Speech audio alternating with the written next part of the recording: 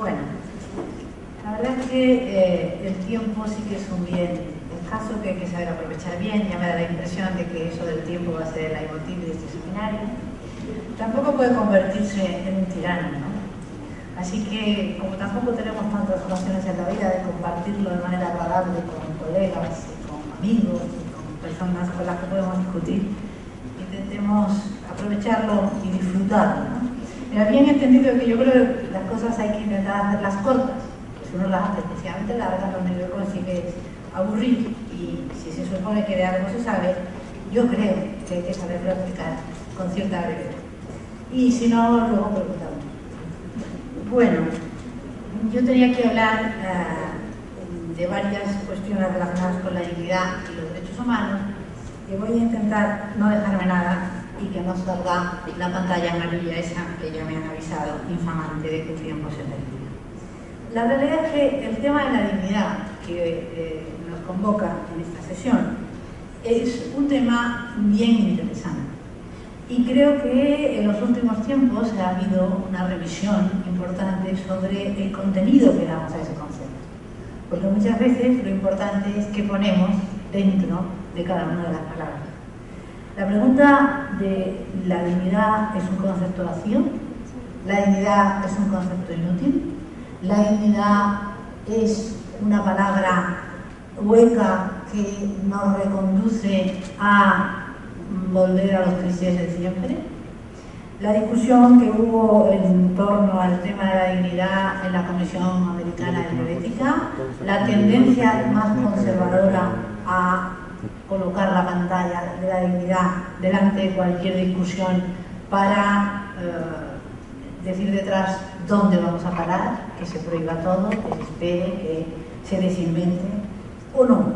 O la dignidad es un concepto abierto, un concepto útil, a pesar de ser un concepto relativamente ambiguo. A los juristas nos gustan ese tipo de conceptos, yo creo que son útiles, pero realmente hay que ser cuidadoso en su empleo para darle un sentido. Había una discusión muy interesante con Steven Pinker, Macklin, acerca de si podíamos sustituirlo por la autonomía, acerca de si la dignidad era efectivamente un concepto inútil. Yo creo que, como digo, que no es. De hecho, en nuestro grupo, a partir de la Declaración Universal de Bioética y Derechos Humanos de la UNESCO de 2005, hemos hecho un trabajo bastante amplio, un libro de aquellos gordos que cuesta trabajo traer en el avión, que discute sobre el concepto de dignidad y sobre cada uno de los artículos de esta declaración, que se basa precisamente en esa idea de dignidad y de derechos humanos. Dicho eso, yo querría que pensáramos juntos unas cuantas cosas.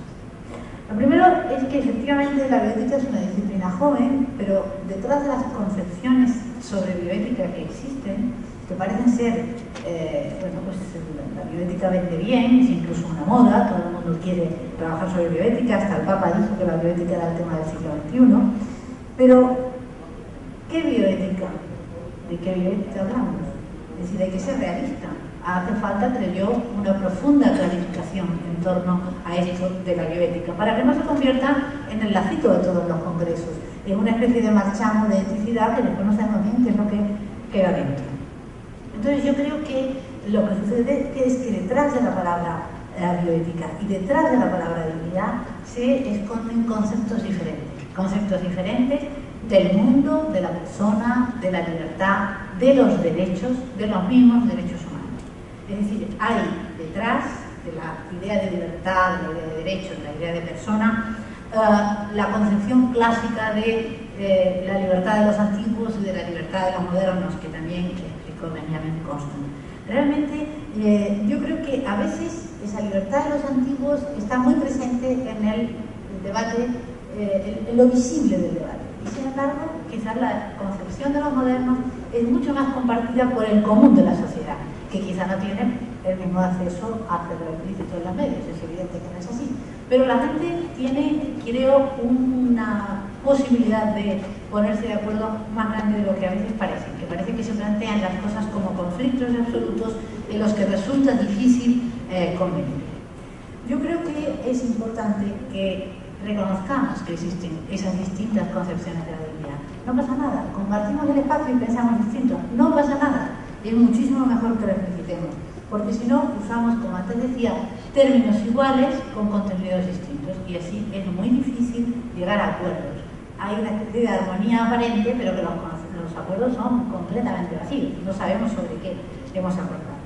Entonces, si se acepta esto, creo que es cuando tiene sentido esa idea que yo he venido preconizando y que en nuestro grupo es la que sostenemos, de que la bioética ha de ser flexible, que tenemos que hacer una bioética que parta de una concepción de la dignidad, de los derechos de la persona, que admita la coexistencia de principios diversos y plurales, puesto que así son, de hecho son los valores de la sociedad en la que vivimos. Eso es un pluralismo fáctico, político, social, en el que nosotros hoy nos hallamos inmersos. Y eso se opone a la idea sobre la que muchos de nosotros hemos venido siendo educados, sobre todo los que tenemos más años, de que existe un único proyecto válido, la verdad, una armonía final que permita conjugar ideas distintas y finalidades y distintos proyectos de vida, que lo podamos conjugar, que lo podamos llevar a una verdad grande, a una verdad con mayúsculas. Es la idea de que solo existe un modelo de convivencia y que lo que cuesta es encontrarlo, pero una vez que se encuentra ya permite conciliar todo, bueno, es propia de la religión, pero también permanece, yo creo, bastante viva en la sociedad, porque, bueno, tiene un regusto y es naturalista que quizás está en el subconsciente colectivo y que hace necesario para salir de eso un mayor esfuerzo, una mayor reflexión y trabajo intelectual. Entonces, realmente esa idea de que la verdad con mayúsculas existe, aunque no necesariamente sea una verdad revelada, y que además esa verdad nos proporciona criterios morales, es decir, es la falacia naturalista, hay que contar con ella, porque es cierto que en el subconsciente, en los implícitos, la verdad es que existen en la sociedad en que vivimos.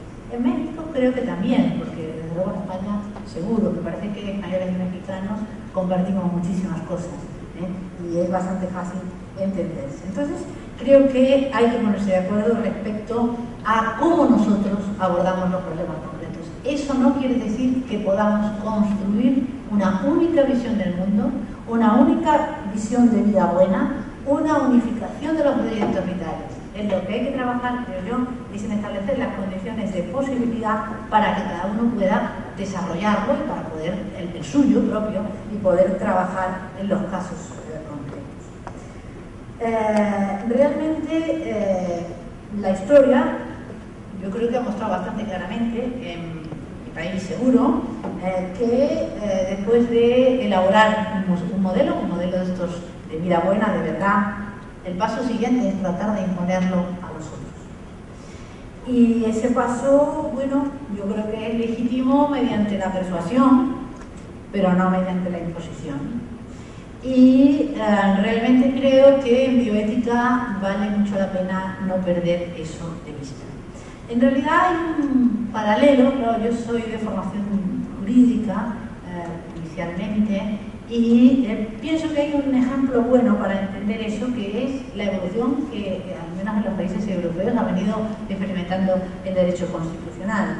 La idea de que hay que encontrar una concepción más flexible de cómo armonizar los principios, una concepción constitucional dúctil, en las cuales, en el contexto de las sociedades a las que me refiero, pluralistas, insisto, se asigna un papel a la Constitución que lo que tiene que hacer no es decir cuál es el buen modo de convivencia, imponer un modelo, sino establecer, como antes decía, las condiciones de posibilidad para un proyecto de vida común.